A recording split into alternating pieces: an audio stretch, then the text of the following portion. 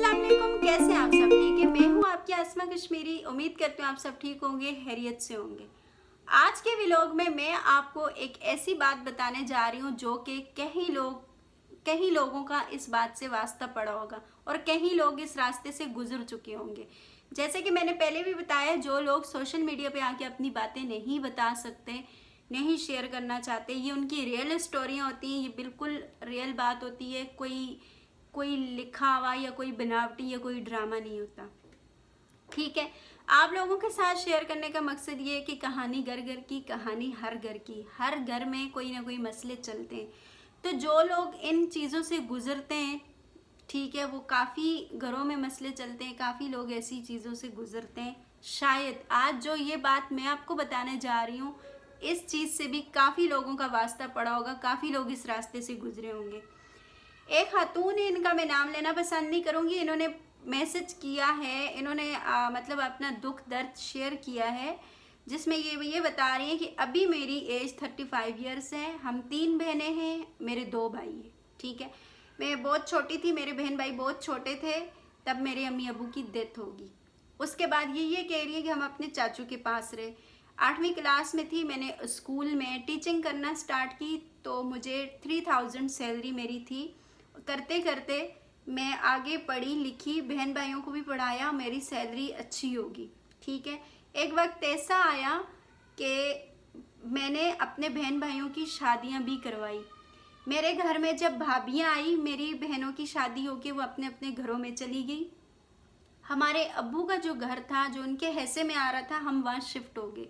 ठीक है, तो ये सब इतना स्ट्रगल करने के बाद मेरी एज गुजर गई, और जो रिश्ते आते थे मेरे लिए, वो लोग मेरी एज की वजह से मुझे देख के मना कर देते थे। ठीक है, और इस बात को लेके मैं काफ़ी दुखी रहने लगी और काफ़ी डिप्रेशन में चली गई थी। लेकिन ये कि मैंने अपना बोझ अपने भाइयों पे नहीं डाला, मैं आज तक टीचिंग ही कर रही हूँ। तो मेरी शादी ना होने की वजह मेरी ज़्यादा एज है। ठीक है, जिसमें मेरा कोई कसूर नहीं है। मैंने अपने बहन भाइयों को पाला संभाला, खुद अच्छा पहना ना पहना, उनको अच्छा पहनाया, उनको अच्छा खिलाया। इनका कहने का मतलब ये कि इन्होंने इतनी स्ट्रगल की। ठीक है, माँ बाप के बाद इन्होंने माँ बाप का फ़र्ज़ पूरा किया, अपने बहन भाइयों के साथ बहुत मेहनत की। ये कह रही है कि शादी होना ना होना नसीब की बात है। ठीक है, लेकिन जिन भाइयों के लिए मैंने अपनी पूरी ज़िंदगी कुर्बान कर दी, वही भाई आज मेरे खिलाफ खड़े। अजीब बात है। यानी कि भाभियाँ मुझे बर्दाश्त नहीं कर सकती, और वो ये, उनका कहने का मतलब ये है कि भाभियाँ मुझे खुद पे बोझ समझती हैं। मेरी शादी नहीं हो रही और मैं ज़बरदस्ती किसी के पीछे उठ के जा नहीं सकती। आप लोग मुझे ये चीज़ बताएं कि मैं क्या करूं, मैं इतनी ज़िंदगी से इतनी परेशान हूं। और जो मेरी बहनें हैं वो अपने अपने घर सेट हैं, और मैं बिनोई के घर में जाके रहना नहीं चाहती, क्योंकि मेरे भाई हैं, मेरे अब्बू का घर है, मैं यहीं रहना चाहती हूँ। ठीक है, ये कह रही है कि सगे खूनी रिश्ते, जिनके लिए आप बहुत स्ट्रगल करते हो, अपनी खुशियाँ बर्बाद करते हो, सब कुछ करते हो, वही आपके ख़िलाफ़ कैसे हो जाते हैं। बिल्कुल। अच्छा जी, आपने ये सारी बातें सुनी। बहुत से लोग इस चीज़ से गुजर चुके होंगे। बहुत सी ऐसी लड़कियां हैं जो माँ बाप के बाद अपने छोटे बहन भाइयों को देखती हैं, उनका सारा बोझ उठाती हैं, लेकिन जब वो गिरती हैं बिस्तर पे, या उनकी तबीयत ठीक नहीं रहती, या जब वो कमाने के लायक नहीं रहती, तो वही भाई वही बहन उनको बोझ लगने, वो उसको बोझ समझने लग जाते हैं।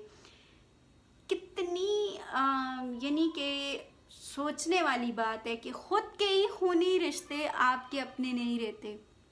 अब वो 2 भाई हैं, उनको ये सोच नहीं आती कि हमारी बहन ने हमें इतना संभाला, सपोर्ट किया, माँ बाप का फ़र्ज़ अदा किया, और आज जब इसे हम लोगों की ज़रूरत है तो हम लोग क्या कर रहे हैं। भाभियाँ तो बदनाम ही हैं, बदनाम ही रहती हैं, बुरी होती हैं। ठीक है, लेकिन अगर भाई अच्छा हो ना, तो कोई भाभी बुरी नहीं हो सकती। समझ आ रही है बात। भाई जब बातों में आ जाए, या भाई के दिल में नफ़रत आ जाए, या अपना खून, वो कहते हैं ना कि खून सफ़ेद हो जाए, तो कोई किसी को क्या कह सकता है। इस बंदी ने इतनी मेहनत की, इतनी स्ट्रगल की, अपने बहन भाइयों को संभाला, खुशियाँ दी उनको इस काबिल किया, उनकी शादियाँ हुई, उनके घर बसे, आज वो खुद के काबिल हुए और इसने अपनी पूरी ज़िंदगी उन पे कुर्बान कर दी। इसकी एज निकल गई, अब ये जाके ना अपनी ज़िंदगी बना सकती है और ना यहाँ सुकून की सांस ले सकती है। यकीनन सीरियसली इंसान को रिश्तों के बारे में सोचना चाहिए, लेकिन मेरे ख्याल में कभी कभी इंसान को यार अपने बारे में भी सोच लेना चाहिए कि हम भी इंसान हैं, हमारा भी ज़िंदगी है, हमारा भी दिल है, हमें ख़ुद के लिए भी कुछ ना कुछ करना चाहिए। हम लोग परेशानी टेंशनों में ख़ुद को इतना खो देते हैं, इतना गुम कर देते हैं कि हमें अपनी कोई फ़िक्र ही नहीं रहती।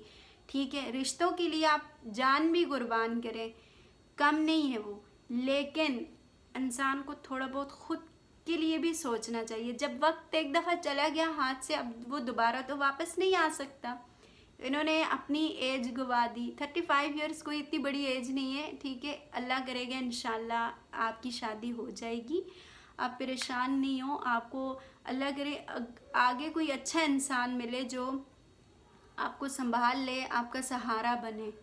बहुत अफसोस की बात है, बहुत तकलीफ़ और बहुत दुख की बात है जब अपने सगे जो है खूनी रिश्ते दुश्मन बन जाते हैं। एक माँ के पेट की औलाद, उसमें मुखालफतें, मुनाफ़क़त और नफ़रत आ जाती है, तो किसी और पे फिर यकीन हम लोग कर ही नहीं सकते। सीरियसली मुझे इनकी बातें सुन के ऐसा भी लग रहा है कि इनके जहन में, कभी कभी ऐसे लोगों के जहन में ये चीज़ भी आती है कि हम लोग शादी करके जाएंगे गैर इंसान के पास, तो वो हमारा क्या अपना होगा जब हमारे अपने नहीं हुए। ठीक है, इतनी मेहनत करने के बाद, इतना सब कुछ करने के बाद, इतना किसी को इज्जत देने के बाद, आज वो खुद को इस कदर खो बैठी हैं कि अब वो खुद टेंशन में, डिप्रेशन में, यकीनन वो आगे इतनी डिप्रेशन में चली जाएंगी कि उन्हें कुछ चीज़ समझ नहीं आएगी। और फिर अल्लाह ना करे बहुत सी जगहों पे ऐसा होता है, ऐसे लोगों को फिर जाके लोग दारुल सुकून में ऐसी जगह पे छोड़ देते हैं, बोझ समझने लग जाते हैं, कोई नहीं संभालता।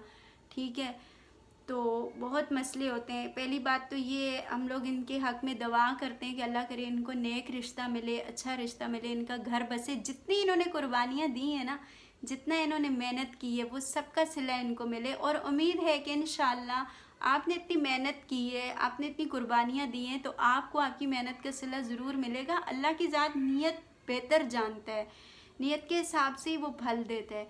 इतना सब्र किए तो अल्लाह आपके साथ है।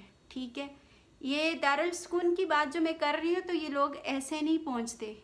इन्हीं टेंशनों की वजह से, इन्हीं ख़राब माहौल की वजह से, इन्हीं अपने सगे रिश्तों के ना होने की वजह से और इन लोगों की हरकतों की वजह से वो दारुल सुकून भरे पड़े हैं।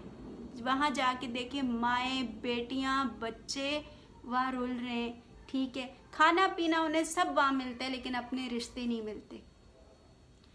तो कितने लोग इस चीज़ से गुज़र चुके हैं, अगर बताना चाहें तो कमेंट सेक्शन में आके ज़रूर बताएं। ठीक है, सबको अल्लाह की ज़ात खुश रखे, इनके हक़ में दुआ करें, इनकी अल्लाह परेशानी दूर करे।